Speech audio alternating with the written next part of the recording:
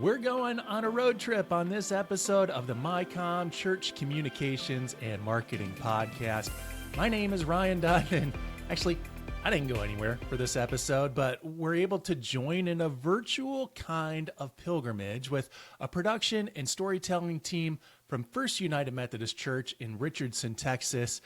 When a team from their congregation went on a service trip to North Carolina, this production team hopped in a van to meet up with them, and along their journey, they stopped at various places of spiritual significance or institutional significance, or places that offered a chance to reflect on God's presence outside of life's normal confines.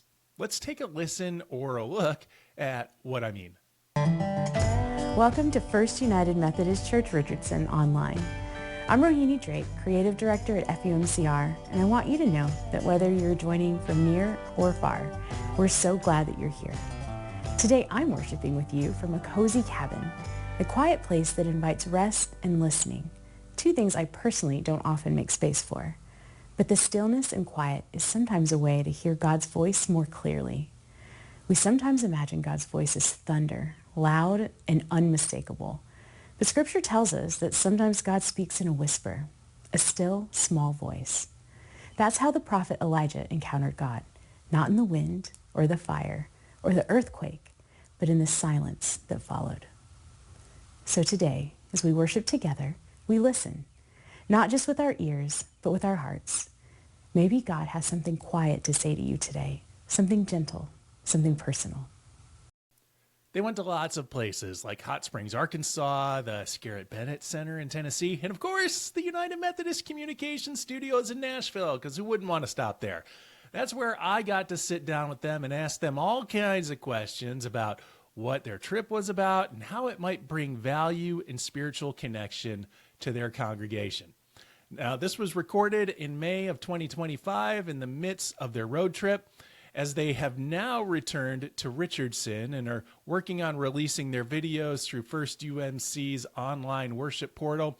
It's really fascinating to see how digital storytelling like this provides an immersive experience for the online participant. And I think that's incredibly valuable for us to learn more about as communicators and evangelists for our faith communities.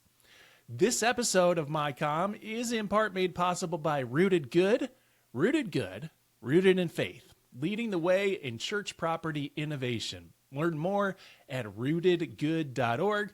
That's ROOTEDGOOD.org, rootedgood.org. All right, let's jump into the road trip and learn about storytelling, community engagement, and practical applications of content in this conversation with the Rohini Drake, Tyler Payne, and Mallory Pickering. Oh, and by the way, video producer Ben Chamness was also in studio for this interview, but he was hanging out with our UMCom producer, AJ Thurman, while recording. And also, one more note, AJ does a ton of production in support of this podcast and really in support of all my multimedia projects. And AJ did the video editing for this interview. All right, enough notes. Let's go on this trip. Well, thanks for joining us on the MyCom podcast, everybody. I'm a little nervous because I've never had this many people in the room before. Like 99% of the time, it's me by myself in my home studio talking to somebody on a screen. So it's amazing to have y'all here. Let's start with this, though, so we can kind of navigate some of the different trajectories of how we put so many people in a room like this. Would you all just introduce yourselves and what your role is at First United Methodist Church in Richardson? Yeah, absolutely. I'm Mallory Pickering. I'm the engagement coordinator at FUMCR. And so I focus a lot on our people and how we can stay connected and grow in our relationship together on our journey in faith.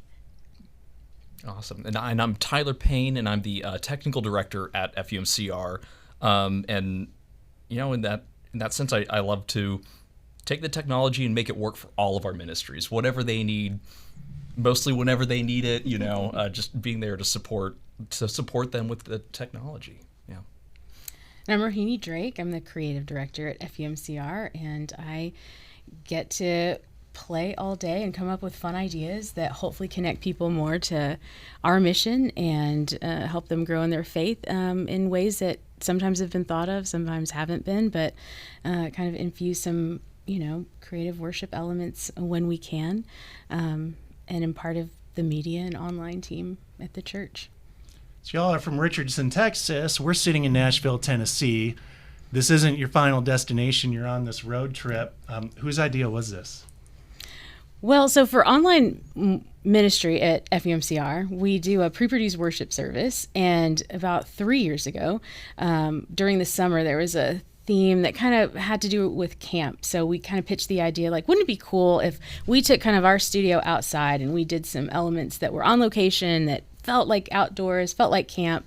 And that was the first time we tried it, the first time we did it, and it went really well and kind of infused the worship series with some new elements that we hadn't seen before, like stepping outside of our studio and on location on the road. Did it again last year for another worship series, and this summer's worship series is called Road Trip. So what better way to capture, an actual worship series called Road Trip, besides going on an actual road trip together? And so we kind of conceived of it once we saw the title of the worship series. And we're like, I know exactly what we're going to do this summer. And it's a road trip to film not only assets and content for our online worship service, but to also collect stories from places and people that we wouldn't normally meet being in Richardson, Texas. So Nashville is a stop. We've been to Hot Springs. Here in Nashville, we visited Scarritt Bennett Center, which none of us knew anything about, but can't believe we didn't know anything about since it's existed for over 100 years. And then our final destination will be Asheville, or around Asheville, North Carolina, where a mission team from our church will be helping with some of the flood recovery in that area. And we'll get to meet with them, and they'll share some of their stories about what it's like to go from Richardson to North Carolina to serve people in a different location. All right. So what'd y'all film in Hot Springs? Well, in Hot Springs, we just got a couple of assets. We really focused on a couple of prayer moments, and it was cool about that was just reflecting on, so one was focused on the hot springs and the water, and Mallory, you did that one, and that was awesome. We also did a prayer that was sort of like at the lookout tower, I think that it was, and it was really cool. I did that one, and I liked that because I think it's sort of let people know that, like, you can have prayer sort of anywhere, even if you're on a road trip, even if you're not in a church. Like, it doesn't matter. You're on the side of the road. It's beautiful scenery, and you can pray. You can reflect there too. And so I thought that was really cool from that perspective. So I think that's what we did in Hot Springs. Anything else? I think those are the two main assets in Hot Springs. But I think another great reflection, like you're saying, was that it's that reminder. Like, a lot of times you're sitting in a church building and someone's sharing a prayer or a devotion with you, and you're like talking about, as we go out, as we meet people, let's be the church, let's be the hands and feet. But when you're actually out there and you see people walking behind you as you're filming, as you're talking, as you're sharing these moments, you're like, this is what it is. We are out here. It is that, like, real reminder of, like, this is where we get to be the church when we're outside of the actual church building. So you're showing up to places, you're not necessarily staging everything, right? You're just kind of capturing what's going on. Is there a sense of awkwardness or unease about offering your own presentation in the midst of everybody else who's there for a completely different purpose? I feel like we've done it so much that at this point, Okay. That's true. It We doesn't bring feel so awkward into the room. Absolutely. Yeah. I think a lot of ministers can kind of get behind that. Yeah. Yeah, I think especially, when we were in Hot Springs and on our way to Hot Springs, it was raining so much. So we were kind of concerned, like, how are we going to film this? Because the whole point is to be outside and, like, in nature and on this road trip. How are we going to do this? But I feel like it worked out even better than we could have expected, because it made the mood of, like, some of the prayers that are more somber and more thoughtful. We had this rain element. And when we were at the hot spring and seeing the steam and, like, the mist coming off of the flowing waters, I feel like it just really added to, like, the whole atmosphere and ambiance of, like, what the tone of what we're trying to say and help people feel in that moment. Yeah, something that we don't get in Richardson, Texas. Right. That ambiance of a hot springs. Yeah. Well, did you have a vision in mind for? We seem to be concentrating on Hot Springs. So before you even got there, were you like, we are definitely going to this specific location? We're going to record these words in this setting, or has it been more organic than that? We kind of like set out, like best laid plans. Yeah. We got the giant spreadsheet of like, here are the places that we're hoping to potentially stop. And some of it is just capturing the experience. So like even when we cross the state line from Texas going into Arkansas, we're like, let's stop and take a picture there. And one of the elements of our worship series for in-person and online is this element of a gratitude. I don't have one with me. It's this cute little green toad. And it's just a reminder for us as we travel outside of maybe our spaces this summer to like be grateful and to take this connection we have with our church community wherever we go. So people are sending photos of themselves with their gratitudes, and we're leaving gratitudes everywhere that we go with friends that we meet along the way. And so we took pictures with our gratitude, and then we kind of identify we're in Hot Springs, like what elements about our worship series make sense here to Hot Springs. And so like Mallory mentioned, we talked about God's presence being with us, and the way that we can, be the church and be with others, like wherever we are, flowing waters and abundance and things like that are just reminders. Like sometimes you need to, it's helpful to see it and hear it and remember that that's, something that comes from inside of us and comes from what we want to do and be in the world. So we have these best laid plans of like the logistics of like, here are the 4 stops that we're going to make. And here's some written prayers or, notes about like, maybe we could talk about this here. And we do our best to capture all the content that we set out to do. But we also know that if we get 75% of it, we're doing great. If we get 50% of it, we're doing great. But because it doesn't always happen according to plan. Yeah. Well, tell me a little bit about I don't want to say the practicality, like it's all practical, but the actual application of some of the content that you're capturing. Like, is it just going to live in a space for the online community, or are you bringing it over into your kind of in-person worship services? Yeah, absolutely. Anything can live in online, obviously, because there's not a lot of restrictions or limitations. Like, we want to share prayer. We want to share, hey, this was a cool thing we saw. Let's make it into a video asset that could be compelling to people.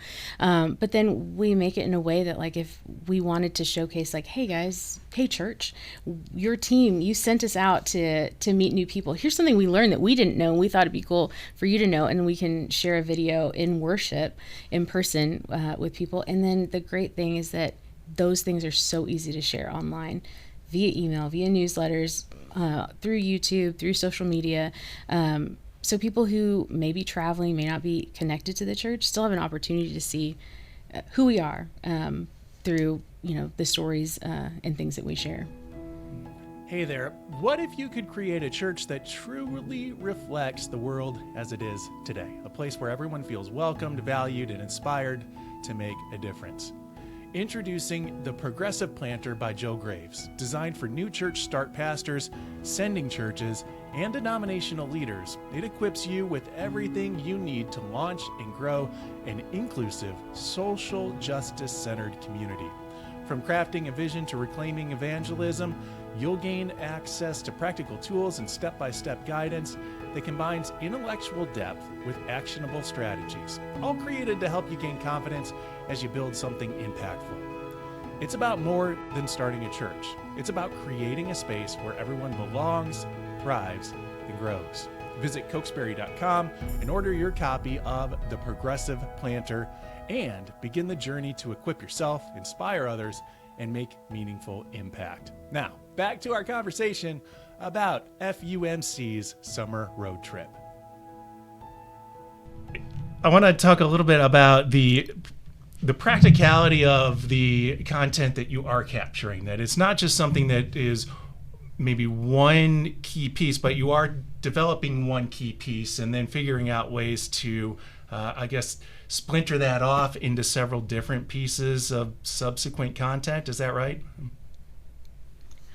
I think we have an idea for how that generally will go, but kind of how it evolves and like what kind of resonates with us, like after we've done it, what we see, like what it looks like, how it affects us. Because sometimes like we'll do something and then we watch it back and it just like, it just hits in a different way. And we think, and that just spurs you to think, hey, I think this group of people would be interested in seeing this, or this would really help them or make them think. And so then we figure out how do we share that, whether it's through emails or through social media or through worship services, and just kind of go from there. Just staying flexible basically with the media and content that we create.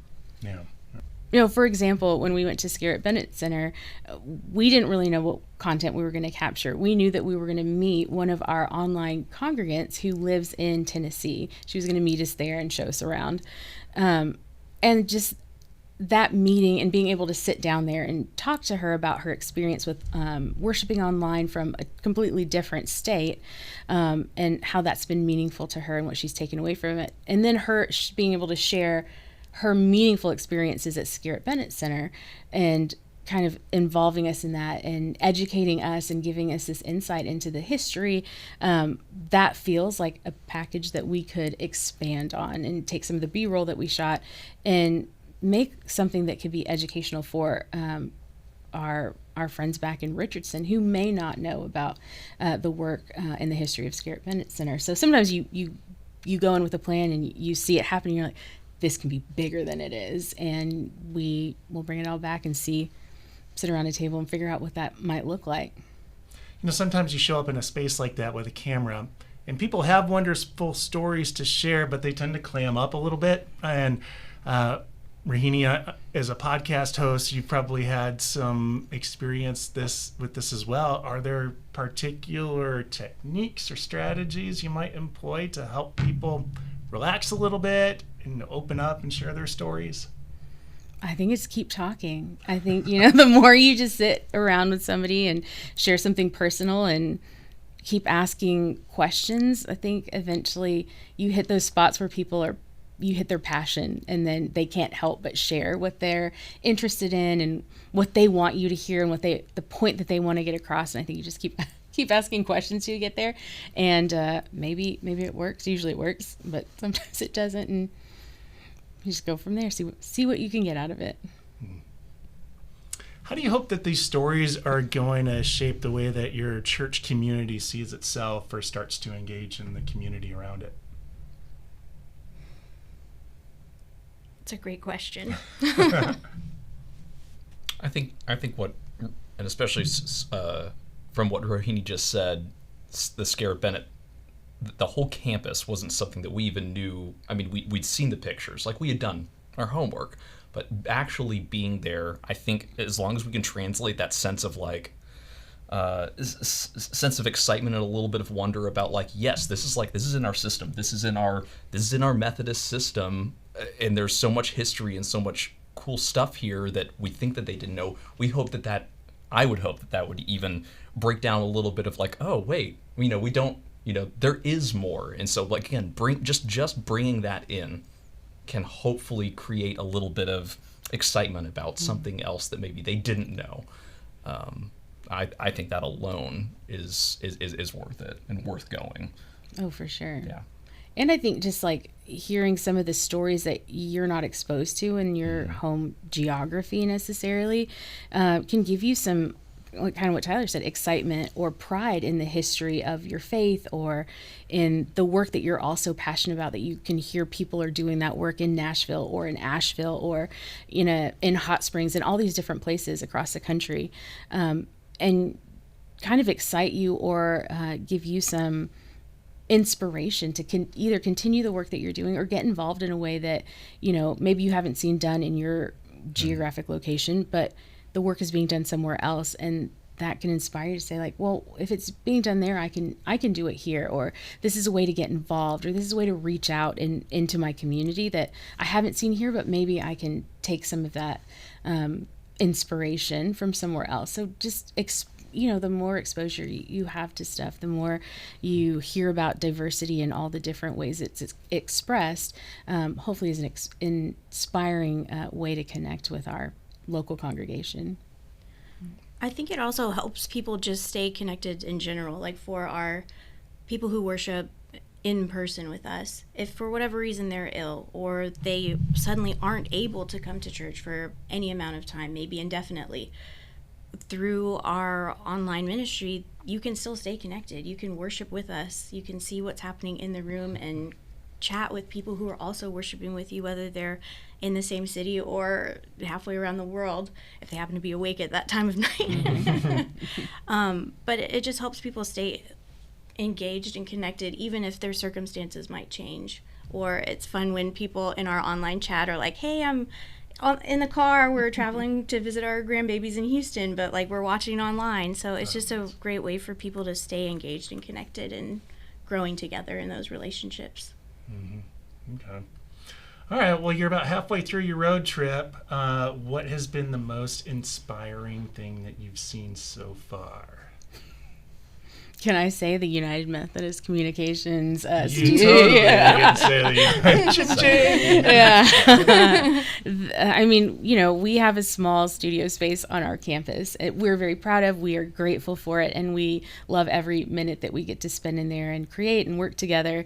And then coming to Nashville and seeing everything here in your studios that just keeps going and going and going. And there's a downstairs and an upstairs and a prop room and all of the beautiful things that are here.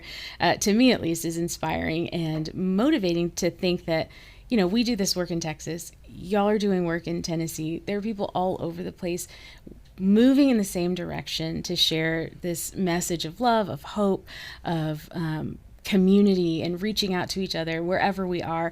And it feels like, I only feel more inspired to see the work that everybody else is doing that feels very related to me, even if we don't see each other all the time or hear from each other all the time. We can know in the back of our minds this work is happening. We're not alone. We're not on an island. We're rowing in the same direction. That moment of when we found this spot, we were kind of struggling to figure out where we were going to film for this prayer, and we found in the pouring rain. In the pouring rain, my flip flops almost floated away. But then we found this just perfect place, like God provides. He's like, just keep going, and I'm going to show you the place where you need to be. And like, it was this magical, beautiful place that I was just like, oh my gosh, I can't wait for our people to like get to experience this with us. So like that was one thing. But then meeting somebody in person who's part of our online worship congregation and having that person be so excited to meet us and like share with us all of the things that like she's learned or that she's engaged in, so then we're a part of it too, that just like is a huge inspiration. Like that's the whole point. This is why we're doing it. It's to love one another, to know one another, and to keep knowing each other. And even out of that, meeting a bunch of organically, we met a bunch of more people at the Scarritt Bennett Center as well, and just being able to, we heard some really, really incredible history about that space, and again, that we just didn't know existed, but just again, being able to connect with those people, super cool. They weren't even on our, like, we had no idea who they were before we met them, and I think that's what's cool about what we're doing in this road trip, is just meeting the people organically, meeting them where they are, finding out what they've been doing, especially at that center. That was super cool. And that was really inspiring. Yeah. Well, for the person who's listening who likes what they hear, but it's like, well, I'm not quite going to grasp it until I see it, where is a location where they might be able to take a look at some of the things that are coming out of this road trip? They can go to youtube.com/FUMCR, and that is where our YouTube channel is. We've got all of our worship services, all of our music assets, everything from road trip will find its way there starting June 1st. All right. I have got several links for you to explore in regards to FUMC's road trip series. But let me ask you this. What if you could use your church buildings and land to further your mission and ministry in your neighborhood and to generate new forms of income? Rooted Good's Good Futures Accelerator can help. Rooted Good, rooted in faith, leading the way in church property innovation. Learn more at rootedgood.org, ROOTEDGOOD.org, rootedgood.org. Now, if you want to learn more about Richardson FUMC's road trip series, you can check out their website at fumcr.com/road trip. And you'll probably want to check out show notes for this page as well, since I'll link up to their YouTube videos. That page is resourceumc.org/mycompodcast. My name is Ryan Dunn. Thanks again to Rohini, Mallory, Tyler, and Ben for stopping by on their voyage cruise. Thanks to AJ Thurman and the rest of the production team at United Methodist Communications for pulling this episode together and for giving us a space to record in person. It was fun to get back to that. I hadn't done it in a while. Also, thanks to Renee McNeil and Patty Delabovi for promotional support on the MyCom podcast. We're all going to be back in a month with a new episode. Till then, peace.